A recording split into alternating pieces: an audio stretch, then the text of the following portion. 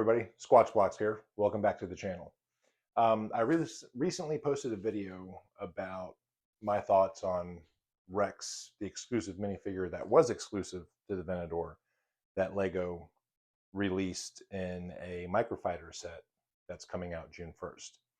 And I had some great feedback on the video, some excellent thoughts, and one specifically from, make sure I get his name right, Medallion Brick.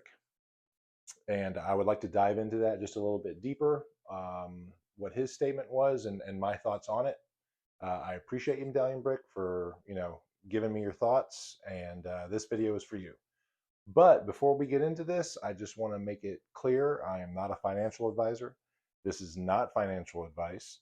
Do not take advice financially from anyone without doing your own research, because no matter what you invest money in, you always have the chance of losing it. So do your own research, because it's your money. Let's get into it. Medallion Brick's last statement to me was, I think that may be where we disagree. I don't believe that Lego should be an item collected for its worth. Lego should not be an investment item. It is a toy that should be available to bring kids, adults alike, some pleasure and happiness. I don't really understand people that buy a set for the sake of getting a minifigure. A set should be bought because it's enjoyable and they want to play with it or display it or something. Sorry about that. If people want to, let me get over here. If people want to get a set for the sake of investment, then it's really their own fault if the exclusive minifigure turns out not to be exclusive anymore. With all that said, this is just my opinion, and anyone is more than welcome to disagree with me. Now, see, this is where good ideas come from, is building up a rapport. Now, let's first address the exclusive minifigure part. I mean, here's the instruction manual for the Venador.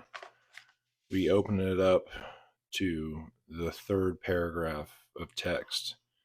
And we can come here. The Captain Rex and Wolf Yularen minifigures come with a separate display stand. Both are exclusive to this set, with all new helmet, torso, and head design to capture the unique traits of these charismatic and central characters in the saga. I don't mind if the minifigure isn't exclusive, but don't say it is and then turn around and change your mind later. At one point in time, this would be false advertising, and that's just wrong on so many levels. If you don't want to make the minifigure exclusive, then give us all the minifigures that would have made this set, I can only say historically accurate. We should have had Ahsoka, Anakin, R2, and a bunch of troopers to go with it. And just for the record, I bought the Venador not for Rex, but because this is my favorite ship in all of the Star Wars universe. And I missed out on the Ultimate Collector Series Imperial Star Destroyer. I literally saved up enough money right when they went out of stock before December 2022. So I wasn't going to miss out on this. And plus the light kit with sound and remote just makes it look even more amazing. Now, as for the toy part, I agree. Legos are toys, and they should be enjoyed by kids and adults. But let's face it, some Lego sets are too expensive to be considered a toy.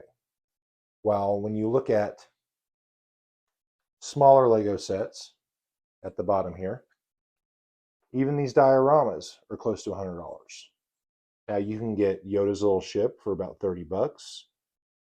You can get little play sets for $30, $40,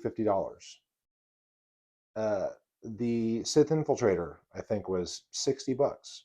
Great as a toy. Kylo Ren's tie wasn't more than 100 when it came out. But how many parents out there are going to spend $200 on an A-Wing for their kids? And they're certainly not going to spend over $600 for a Venador, or $849 for the Millennium Falcon or even the AT-AT. These sets are Ultimate Collector Series. I mean, it literally says Ultimate Collector Series right on the box. These are not your typical Legos. These are not meant to be toys. These are the ones meant for collectors. I mean, like I said before, there's not many parents out there that are going to buy one of their kids a $400 Lego set, whether it's Christmas or their birthday. And the ones that are going to do that for them, that's their only present. So these sets were made for adults and for collectors. And any collector item increases in value. Ultimate Collector Series are for big kids like me to collect and display nicely, like I had the Venador or I had the Millennium Falcon displayed. I mean, they all display great. They're beautiful. I love the sets. They were a fun build. But let's face it, I'm not picking up a 30-pound Millennium Falcon and pewing around my house with it. It's just not going to happen. The Venador is a lot lighter, and you can actually pick that up and move it around pretty easily. The same thing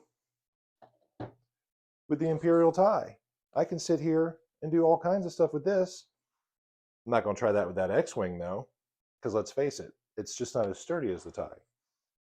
So Legos being toys, yes, I grew up with Lego, but I only had one Lego set. It was an old set. We're talking about the middle of the 80s, maybe 84, 85. And my grandparents bought it for me. And I knew this set was more than $100 because the manual was thick and you could build multiple things with it. And it was a great toy. I enjoyed playing with it. But there's no way on earth my parents or grandparents are going to buy me something like this. Now, when it comes to Lego as an investment, this is where we disagree again.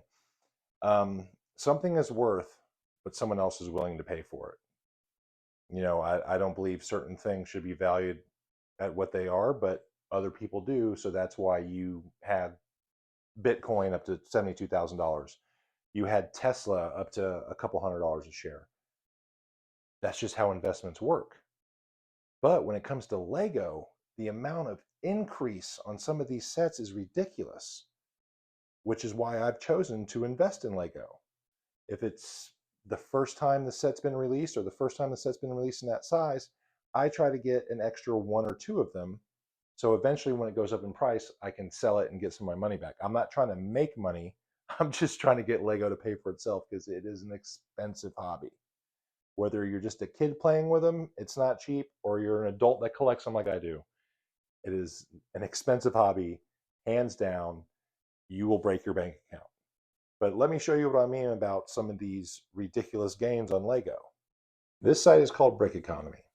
It has some very good information on Lego and Lego sets and pretty much everything surrounding the sets. Now, what I want to get into are the top increases of sets. First, we have, and now these are rare sets that you really couldn't get in many places. Like the first set is the Star Wars Celebration 4 exclusive. Okay, Lego Celebration was held in Los Angeles. This was a 26-piece exclusive Star Wars set released in 2007. Very limited. Retail price was $49. New sealed now is $3,821. That's a growth of 7,545%. You do not see that kind of growth in the stock market. You don't see that kind of growth in real estate. The only place you see that kind of growth is in the crypto market, and that is way more volatile than anything we've ever seen before.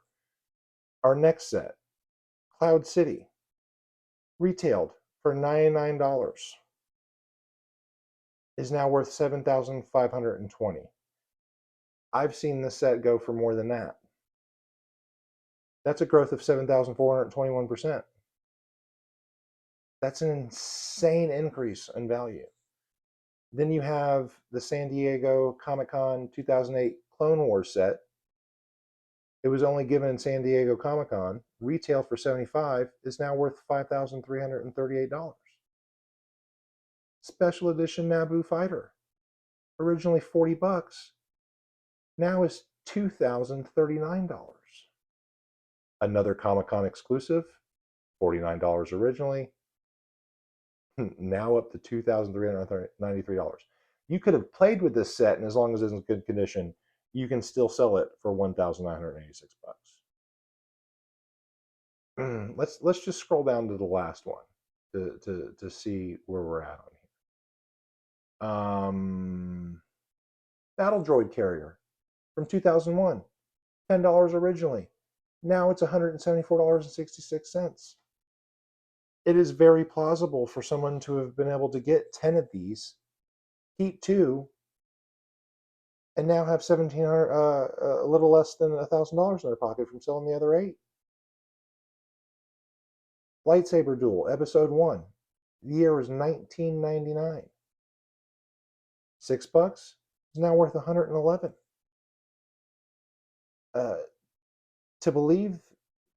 To have the belief that Lego shouldn't be an investment is totally fine.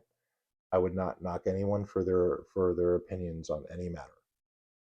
But the fact is, it is a sound investment. Most sets only increase in value. I have probably about 69 to 70 Star Wars sets, if you're not counting duplicate battle packs, and every single one of them used, I could sell for almost the price I paid for it originally, or if it's a great set, I can sell it for even more money. And to give you an instance, I'll give you one. This is my Clone Turbo Tank. Now, I believe I originally purchased this in 2017 for around $115. If I had bought 2, the brand new in the sealed box one is worth about $350 to $400, depending on where you're selling it, how close the person is to you. It's almost a 4x in value increase, and that's not even 10 years ago. That's literally 7 years ago. Used, I can sell it for way more than I bought it for. This A-Wing, I paid $299 for it when it first came out. If I had it brand new in a sealed box, I see them going for $500-$600 all the time. So if I'm going to spend all this money on Lego, why not get an extra set or 2 and sell it 4 or 5 years down the road to try to get it to pay for itself? Well, those are just some of my ideas on Lego sets as toys, collector's items, and investments.